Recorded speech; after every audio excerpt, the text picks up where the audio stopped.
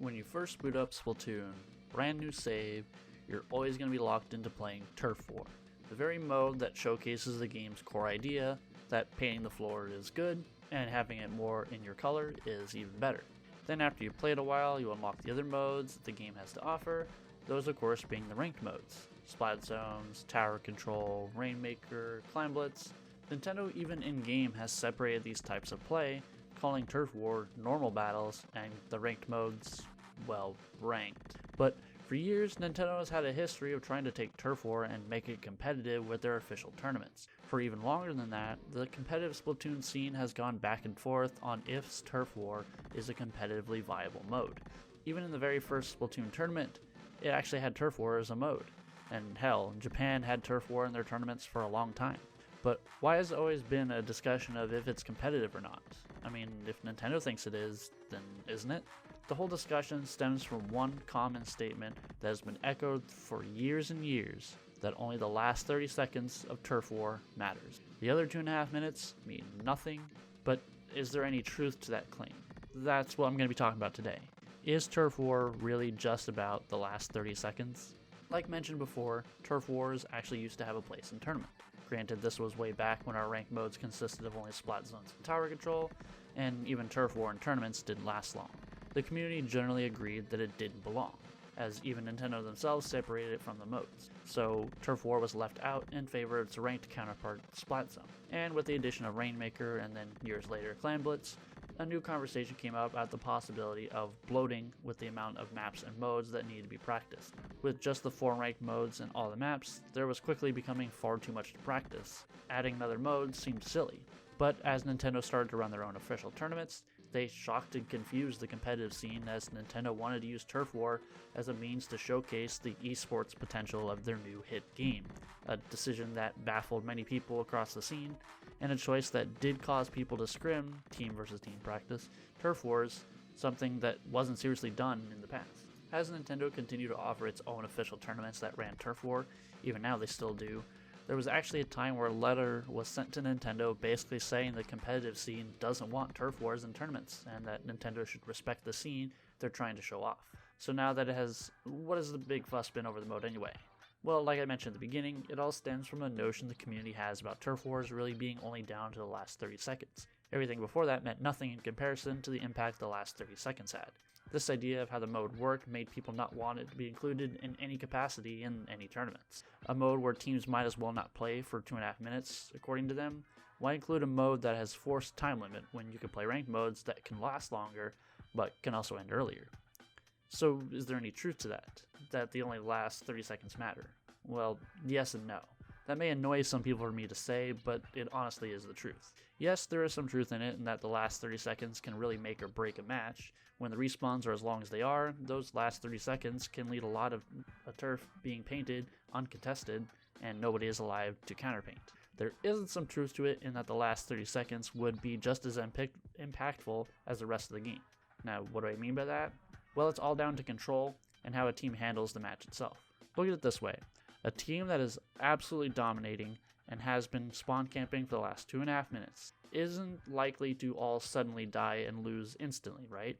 I mean, it's possible, but if the team has been doing well enough to be in that situation to begin with, where the tides were so in their favor for so long that they've basically kept the enemy from even seeing outside of their spawn, what are the chances that the last 30 seconds suddenly mean they just don't do as well?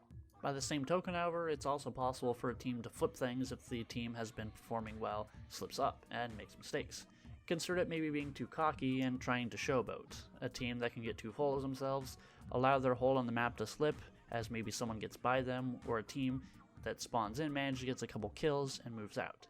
Oftentimes, when I've seen teams that play and complain about the last 30 seconds being the only important part, it's the type of players and teams that try to spawn camp immediately, then lose control of that spawn camp, and then they just can't hold that position. If you can't hold the position and lose it, and you aren't able to recover from it, it doesn't really matter if it happened in the last 30 seconds or the last minute. The only reason the last 30 seconds seem to have as much impact as they do is because of the time it takes to respawn.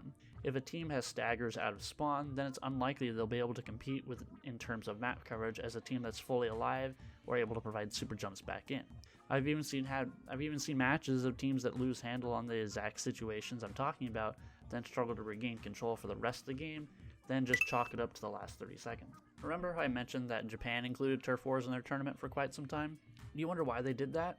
It's because the turf war is the game's absolute core, where the whole point of the game is front and center, and that's it. No objectives, just emphasize the game's core idea, map control. Teams that were able to showcase good map control were able to dominate in turf wars with their understanding of how things should play out. It's a similar idea to why Splatoon is so beloved. It's the game core idea simplified, and Japan loves it too, and has been their go-to mode for tournaments since the beginning. It's a way to further show a team's ability to gain and hold map control. Turf wars is the same, but on a larger scale. A scale that can easily tip in favor easily when control is even slightly handed over. The Western scene has always favored the objective modes because those are the modes in the game designed as competitive ones, and Turf War is often its own little camp seen as something only casuals and new players go to, but it's actually Turf Wars that teaches these players the absolute core fundamental of the game, and that is that map control is key, and those who can hold it are the better team.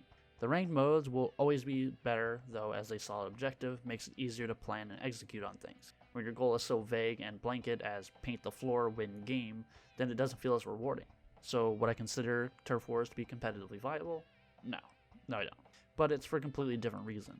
Another part of competitive gaming is the watchability of it, especially when the scene wants to be seen as a potential esport. Splatoon is pretty middle of the road when it comes to watchability, and I feel Turf War doesn't help this at all. In fact, it actually makes it worse. Imagine you're somebody who has absolutely no idea how Splatoon works, but you watch a tournament where all you see them do is paint the ground, and then suddenly after 3 minutes, one team wins. You have absolutely no idea what just happened.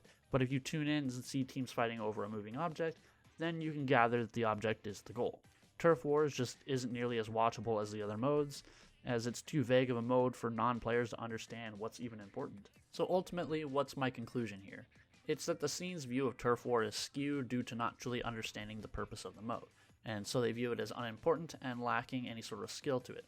It does require some, as I mentioned. Turf Wars, when boiled down, is about gaining and maintaining map control for as long as possible, a core fundamental of the game that while people know, it's the fact that it's so important tends to get lost on people. Turf Wars isn't a competitively viable mode. That probably won't change, but the idea that it's only 30 seconds that matters shows that people just don't understand why they see it that way and choose to blame the mistakes or the fault on the game. Turf Wars is more than just the last 30 seconds, it's about what you do that leads up to the last stretch that really matters. If you were really the team that deserved to win, then you should have handled a losing situation better. It really boils down to adjusting to the flow and knowing when to focus on maintaining control, something teams know but don't apply it to Turf Wars. So what do you guys think? Do you think that Turf Wars really is only important in the final moments of the game, or do you agree with me here? I'd be interested in hearing what other people think, as this isn't meant to be a final say in the matter. This is me giving my insight as someone who's spent the last couple years watching more than playing. It's given me a lot more time to think about how things work and why things work the way they do. Stepping away from competing has really helped me see just how good or bad of a spectator esport Splatoon is. And if you'd like to hear me talk about more things like this and its watchability, let me know in the comments below. So with that, I want to thank you all for watching, and I will see you all next time.